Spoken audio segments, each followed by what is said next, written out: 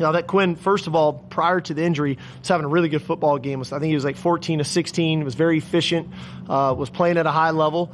There was a non-contact deal, which we touched on. The oblique strain there. Next week, when you guys get your injury report on next Wednesday, that officially begins. He would be listed as questionable. Okay, so it's really we're going to monitor him day to day and see what this looks like. But he would be questionable for Saturday on the report for next week. So we'll see how that goes. And on the flip side of that, it was a great opportunity for Arch to have to come in off the bench when you're not, hey, next series you're in. So as a backup, you have to be ready to go. I thought Arch performed really, really well for us. So that he ran our offense. He looks poised and composed. There were some learning curves in there, a couple things to learn from, but at the end of the day, thought he played at a high level and he was getting some of the honors for that. So congratulations to him on that. And yeah, certainly when he was pressed into duty, Arch Manning delivered, kind of like everybody thought he would. Thanks for joining us on the Horns Report today in KXAN Live Studios. I'm your host, Billy Gates. And with me to talk about it, it's the obvious thing to talk about today is the injury to Quinn Ewers. With me to talk about it is KXAN Sports Director Roger Wallace. And Roger, we heard from Sark today, abdominal strain. We knew that during the game. Doesn't seem to be that severe of an injury for him. They said he's questionable for Saturday against Louisiana Monroe. So they're going to monitor him day to day, kind of see how he feels. Sort of like the same song and dance for the past injuries that Ewers has suffered. But I mean, what if Arch gets his first start against ULM? That's actually probably a good team for him to get that against. Yeah, and I think it's a pretty good bet that Arch will get the start. And Sark referenced next week because the SEC rule for an SEC game, starting on Wednesday, each school has to submit an official injury report and then update it every day till 90 minutes before kick. But Sark hinted this would be the report. Questionable, but I would think all things considered, especially this injury, it sounds like, rest and just kind of time off is the best way to heal it. Well, you got a guy that's proven now in the middle of a game, he can come in and Arch Manning. Let's be honest, they should overmatch Louisiana Monroe. Then who knows what Sark decides against Mississippi State in the SEC opener. But my guess is it will be Arch's game next Saturday and maybe more of Trey Owens if things go as planned. But I think they'll sit Quinn Ewers. Right. And I mean, that just kind of seems like the prudent thing. I mean, you don't necessarily need Quinn to play Louisiana Monroe, a Sun Belt team. That you've beat up on in the past, and it's not like they're gonna, I'm not saying that they're gonna come in and lay down, but just seems like Texas is very overmatched. And considering they are now the #1 team in the country, let's look at the AP poll real quick. And I know that we love talking about that, and I know that it matters a ton. So Texas is your new #1. They got 35 of the possible first place votes. Georgia there at #2 with 23 first place votes. They squeaked past Kentucky 13-12. That's kind of what sort of clicked in the voters' minds to put Texas up above them. Ohio State there at 3, Alabama at 4, Ole Miss at 5, Tennessee at 6, Missouri at 7, Miami at 8, Oregon at 9, Penn State at 10. Roger, it's the first time since the 2008 season that Texas has been the #1 team in the Associated Press poll. It's a pretty cool honor, I mean, for fans anyway, to go gloat about to everybody else. But if you're Steve Sarkisian, if you're the Texas Longhorns, doesn't really mean a whole lot. Well, no, but it means a lot to the fans, and maybe not the one, but just the fact that they started the season in the top 5. They move up. Oddly enough, they've jumped over teams that have won in each of the 3 weeks. But it's just a fact for the fan base that they're back in this position in the conversation. I mean, Georgia and Alabama play in a couple of weeks, and if Georgia wins, they'll jump Texas, even if Texas takes care of business. So we're looking at Texas potentially being #2 when they take on Oklahoma if everybody wins in the top. And then you're looking at a 1-2 matchup if Texas beats OU on October 19th. But getting way ahead of ourselves. Sure. It's about where Sark has this program and how the fans who've gone through a long stretch of hoping to be back at this point can now, be proud of the team and, like you said, feel a little bit better about where the program is, obviously, because not only are they number one, Billy, but a whole bunch of young guys were making plays, including that guy Jarrett Gibson on Saturday. Yeah, certainly. With Jaden Blue out with an ankle sprain against the Roadrunners, Jarrett Gibson took center stage, and granted it is against UTSA. They're not the best team in the country by any stretch of the imagination, but he had a really nice game. And for a freshman to come in, a true freshman for that matter, to come in and just even contribute is a feat in and of itself. To do what Jarrett Gibson's done already this season is pretty outstanding. Yeah, and you can go down the line with guys, true freshmen, that are contributing. And so you have that aspect, which speaks to the recruiting. And then you look at a Gunnar Helm, and you have the development aspect. That hurl was awesome. Yeah, you have that, the fact that this is a guy that's been patient, waited his turn, and now he's turned into an outstanding tight end. This, of course, the tough part. It happened on that throw, the non-contact portion. And I think Quinn, more than anything, was just – he's got to be so distraught that it kind of keeps happening this time of year. He gets hurt 2 years ago against Alabama, last year a little later in the year against Houston. And then – and this is the thing that kind of I have a hard time wrapping my mind around, Billy, and I know you're thinking the same thing. He's in the medical tent, and the crowd's going crazy. Yeah. Arch Manning first, and then Arch throws a touchdown pass to DeAndre Moore, and a couple of plays later, he's running 63 yards for a touchdown after UTSA scored. So it's just a tough night for Quinn to go down and then kind of have to take all that in. Yeah, and I mean, to the crowd's credit, they always go berserk when Arch trots on the field. I understand, Quinn being hurt, here's a crowd roaring, like, oh, great, they're cheering for Arch. I mean, they could be cheering for me. But they always kind of go berserk whenever Arch was on the field, even after, when he first got on the field against Texas Tech last year when the score was 60-7 or whatever it was. That game was ridiculous. But, this is going to be Arch's team, at least for this week.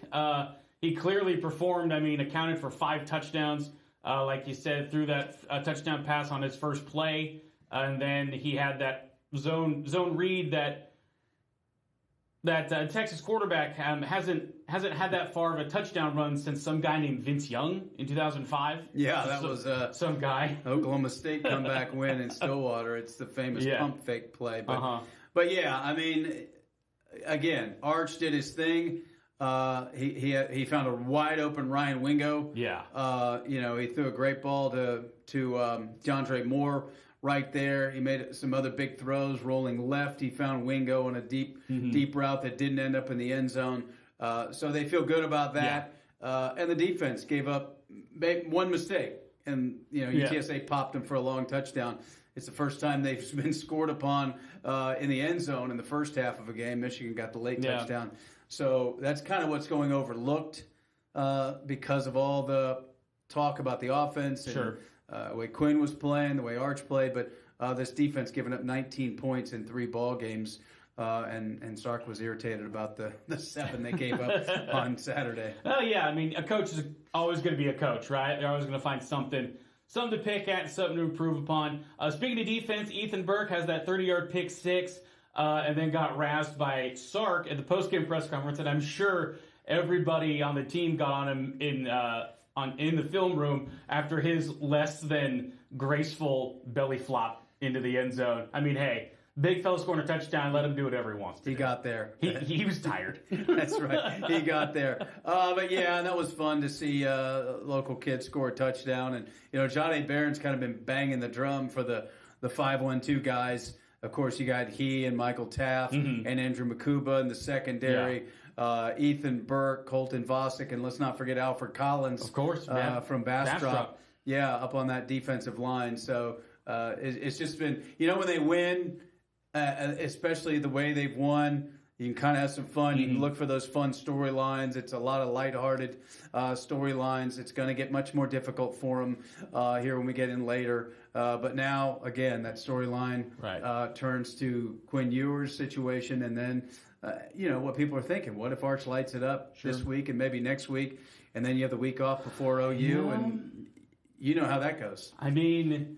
I do, but I don't foresee the Tom Brady, Drew Bledsoe scenario playing out. I don't either. Yeah. I'm talking about the fans, though. Sure, I know. I'm talking about the chatter. I know. That Sunday through Friday stuff that sometimes feels like forever between games. Yeah. Fan chatter. Gotta love it. So, speaking of later, Saturday is this game against Louisiana Monroe, 7 p.m. That game is here in Austin at DKR. September 28th, an historic day for the Longhorns. It's their very first Southeastern Conference game. That'll be against Mississippi State. That's going to be an either-or as of this moment. It's going to be either 2:30 or 3:15, depending on however ABC, ESPN, whenever they want to air it, because they make that decision. And we won't know until Sunday, by the way. And we won't know until Sunday. Yeah, they're going to exercise that 6-day window. Yes, that's going to be the 6-day selection. Then they've got a bye to prepare for the Red River Showdown against Oklahoma, October 12th up there at the Cotton Bowl. That is a steadfast 2:30 start.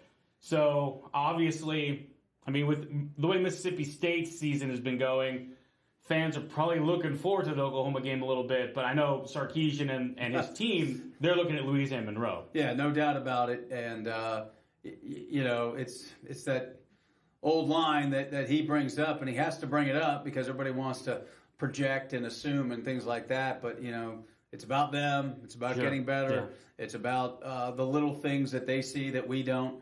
And, fourth chance. This is also the final of 4 non-conference games. Right. So, there's that part of the equation as well. But they want to get a little more dynamic in the run game, bust some bigger plays. Mm-hmm. So, he'll have their attention to practice today and tomorrow, regardless of the opponent, just because of the way they get coached. But it is a little snapshot into what's down the road. And then, of course, sitting there October 19th, F1 weekend should be something else with Georgia coming to town. That's going to be a wild weekend for sure. For sure, it's a day after my birthday. There you go. In case you're wondering. Well, they planned it. Yeah, of course they did. Absolutely. So to recap, Quinn Ewers is questionable for Saturday's game against Louisiana Monroe. Don't expect him to play. Kind of get the feeling like it's going to be Arch Manning's first career start. And then we'll see what happens leading up to that game against Mississippi State to open the SEC season. I mean, was there anything from UTSA, Roger, that you could maybe pick out that kind of just sort of made you go, huh, a little bit? Well, I'll stick with the run game. The fact that they haven't really popped a big run. Arch had the 67, or the 63. Right. So it made the running numbers skewed. Sure. But look at the first drive. They threw it every down. Right. So, Sark's not going to be influenced by anything other than what he thinks is the right thing to do. I believe 7 of 8. Yours was 7 for 8. He was, on the drive and the touchdown. So, but I'll nitpick with that. In the run game. Defensively, still like to see him put more pressure on the quarterback. They got to McCown a little bit more this week, but again, against better quarterbacks and better offensive lines, it'll be a test to see if they can make some noise. Yeah, Colin Simmons looked really good against UTSA. He's got to get off for about every third time you think, how in the world was that not offsides? Mm-hmm. So he's just got that knack. Yeah, no, there was one sack there where it was just a straight speed rush, and he just literally ran by the offensive tackle. I think the tackle might have gotten a hand on him as he was turning the corner to go get McCown. Like, it was impressive to see how fast he got off the ball. And he was fascinating to listen to. He was made available Saturday talking about how he's got to become a more complete edge guy because at Duncanville it was, just go get the ball. Mm-hmm. And he was such a better athlete than almost everybody out there. Yeah. Now he's got to be a little more disciplined. I remember a sequence on Saturday where he got too far upfield and they kind of hit him. And then you could tell the next play he was more disciplined. Yeah. I hate to sound like a coach, but that eye discipline where he kind of waited, and you have to be a little patient sometimes to see what the move is. But the fact that he's saying it has got to be exactly what the coaching staff wants to hear, because then he recognizes it and doesn't think with all the accolades that came in with him that he has all the answers by far. I think he has a great guy to learn from, Anthony Hill, who was literally in his exact spot last year, and you've seen his growth already. Yeah, you can see the wheels turning for sure when he was giving those answers. All right, so we will leave it here for this episode of Horns Report. Thank you so much for watching. For Roger Wallace, I'm Billy Gates, and we'll talk to you again very soon.